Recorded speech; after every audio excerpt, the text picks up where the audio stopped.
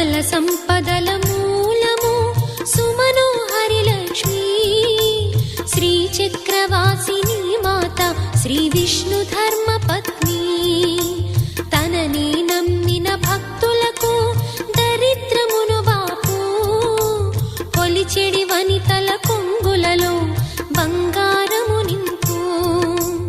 అష్టలక్ష్ముల రూపున అవతారం దాల్చినది కష్టములను తొలగించగా భూమిలో వెలసినది లక్ష్మీదేవి కథా శ్రీ లక్ష్మీదేవి కథా లక్ష్మీదేవి కథా శ్రీ లక్ష్మీదేవి కథా।